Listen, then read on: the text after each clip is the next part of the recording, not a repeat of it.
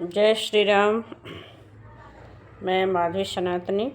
सभी सनातन भाई बहनों को जय श्री राम। सभी संत समाज को कोटि कोटि नमन।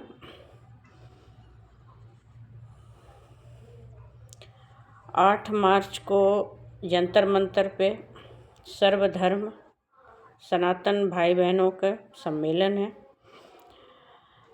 36 बिरादरियों को एक करने का उद्देश्य है। वैसे तो हम सब एक ही हैं, और जब से यूजीसी आई हुई है तब से थोड़ा सा और गंभीर हो गए हैं कि हम लोग एक होना भी चाहते हैं और दिखावा करते हैं कि हम एक नहीं हैं। हम सब एक थे, हैं और रहेंगे। हमारे देश में कभी भी जाति प्रथा नहीं रहा है। लोग सभी मिल कर के कहीं खाना खा रहे हैं तो साथ में सहभोज, तो ये भी हमारी संस्कृति का हिस्सा था। कोई भी शादी हो, कोई भी फंक्शन हो तो सभी जातियों को इनवाइट किया जाता था, सम्मान किया जाता था, कपड़े बांटे जाते थे, मिठाई बांटे जाते थे। तो कहाँ पे भेदभाव है? यदि देखा जाए तो भेदभाव क्या है? मेरे हिसाब से शिक्षा और शिक्षा वो आज भी है और कल भी रहेगा। अमीरी गरीबी वो आज भी है, कल भी रहेगा।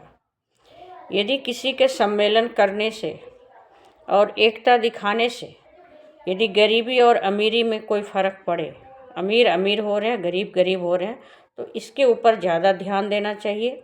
सारी बातों को एक तरफ करके, हम जातिवाद कभी थे नहीं, लेकिन उसको हम लोग बढ़ा चढ़ा करके आज यूजीसी को लेकर के जितना हम लोग सोच रहे हैं, ये जो संगठन एक जगह संगठित हो रहे हैं, इनकी समस्या जातिगत समस्या नहीं है।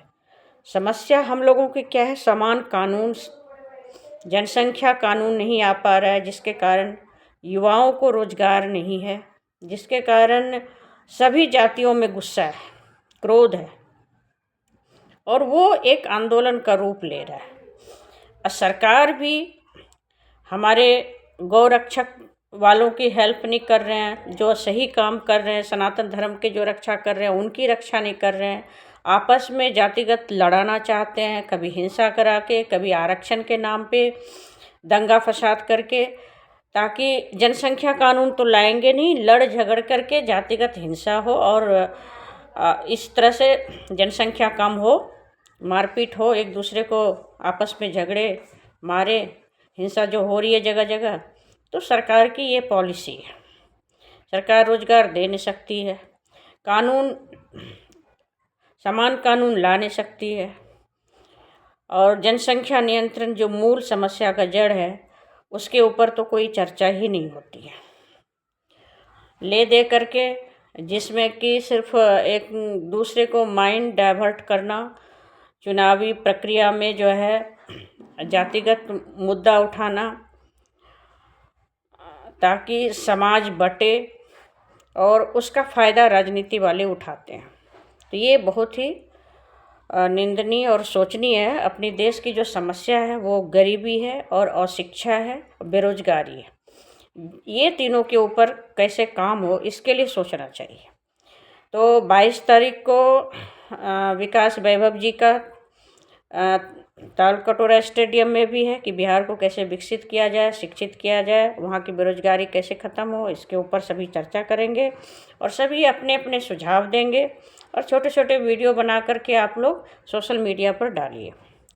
और अभी विजय प्रधान जी का भी मैं देख रही थी, जो रोहिणी सेक्टर 37 में कांड हुआ है, वहाँ पे गौशाला भी उजाड़ा गया है और छठ घाट भी हटाया गया, मंदिर भी तोड़ा गया है। तीनों सनातन धर्म के खिलाफ वहाँ पर जो है सरकारी ज़मीन पे था। तो सरकारी ज़मीन पे था ये मायने नहीं है, मायने तो ये है कि आपको, सरकार को जो काम करना चाहिए वो पब्लिक कर रहा है। तो पब्लिक को आप चाहे तो खुद कीजिए, जो पब्लिक को करना चाहिए वो आप कर सकते हैं। आप अपने सरकारी ज़मीन पे कीजिए, प्राइवेट पे कीजिए, जगह जगह कचरे पे गौ प्लास्टिक खा रही है, ये किसकी जिम्मेवारी है, किसकी लापरवाही है? इसके ऊपर सभी जो है निगम पार्षद की जिम्मेवारी है, वहाँ के विधायक की जिम्मेवारी है। अपने अपने क्षेत्र के विधायक और निगम पार्षद से बातें होनी चाहिए, और जहाँ जहाँ गौ कचरा खा रहे हैं उसकी वीडियो बनाइए, शिकायत कीजिए। और जो इन लोगों को करना चाहिए, जब पब्लिक कुछ करती है, सपोर्ट ही नहीं करते हैं ये लोग, तो ये लोग खुद करें ना। जब समाज में आप रोजगार नहीं दे सकते हो, अच्छे काम करने वाले को अप्रिशिएट नहीं करते हो, तो समाज कहाँ जा रही है, ये तो देखो। तो जो अच्छे काम करने वाले हैं उन्हें तो आप जेल डाल दोगे, उसे आपस में जातिगत हिंसा करवा रहे हो। तो जो मेन मुद्दा है उस पर सरकार कभी कभी बात नहीं उठाती है। कोई सरकारी तंत्र जितने भी हैं सभी भ्रष्टाचार भरे हैं। हम तो कह रहे हैं आज से लिस्ट बनाना शुरू करो अपने अपने क्षेत्र में, कितने भ्रष्टाचारी हैं, कितने घूसखोर पदाधिकारी हैं, कौन जो है अपना क्षेत्र में काम नहीं कर रहा है, कामचोर हैं। इन लोगों की लिस्ट बनाई जाए और इनको सोशल मीडिया में जितना अधिक हो इनकी वीडियो बना बना के वायरल करो, नाम से, फ़ोटो से, और पेपरों में निकालो, तभी ये लोग काम करेंगे।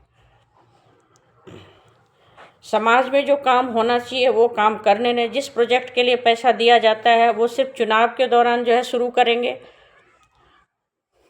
अभी तक कोई भी काम स्टार्ट नहीं हुआ है। सरकार ने बोला था मंदिर भी बनाएंगे, तो जो मंदिर बने हैं उसको तोड़ रहे हैं, पुराने मंदिर को ही रिनोवेशन कर दे, वो भी नहीं हो रहा है। गौशाला भी नहीं बन रहा है जगह जगह। और 70 विधानसभा में कैंटीन खोलने का जो अटल कैंटीन योजना है वो 1-2 जगह खोल करके सोशल मीडिया में दिखा रहे हैं, जबकि आपको 70 विधानसभा से चुनाव जीते हो तो सरकार बनी है। तो 70 विधानसभा की जो क्षेत्र की समस्या है, चाहे गौ माता की समस्या हो, हमारी यमुना की सफाई के ऊपर हो, तो ये चीज़ सरकार को ये सब चीज़ों को लेकर के यदि हर जगह मीटिंग हो, संगठन में बात रखी जाए तो समझ में आता है। तो यूजीसी तो एक माइंड को डाइवर्ट करने के लिए है। हमारे देश में कभी भी जातिगत कभी रहा ही नहीं है। इसको जितना बढ़ा चढ़ा करके आज लोग सोच रहे हैं आपस में, ब्राह्मण, क्षत्रिय, है ना, 4 वर्ण के व्यवस्था की वजह से 4 वर्ण थे। इतनी जातियां तो हम लोगों ने बनाई है।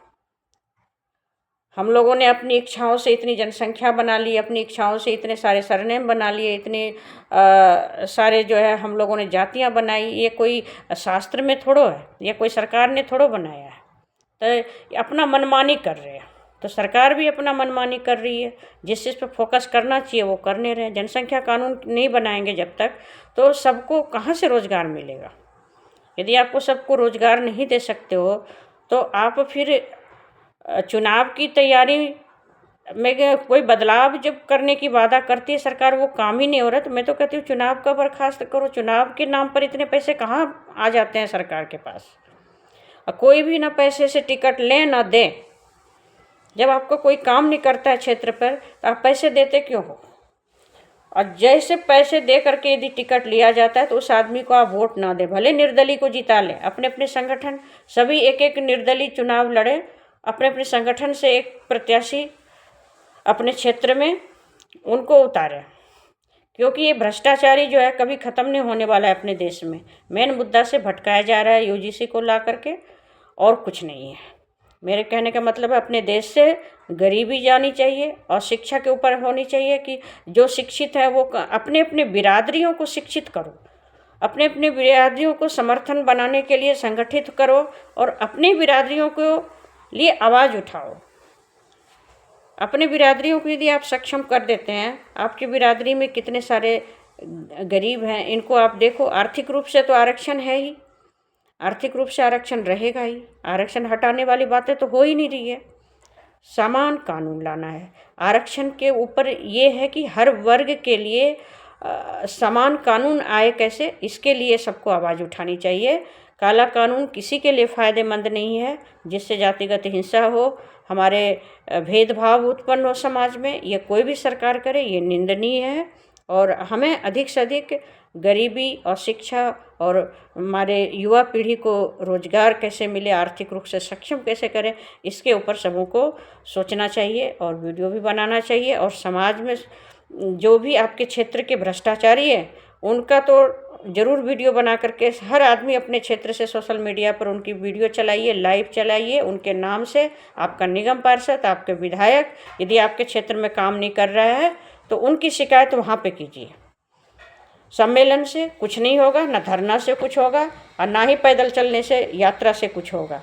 जो करना है सरकार को वो काम नहीं सरकार करती है, तो उसके लिए आवाज़ उठाइए। जय श्री राम, जय श्री राम।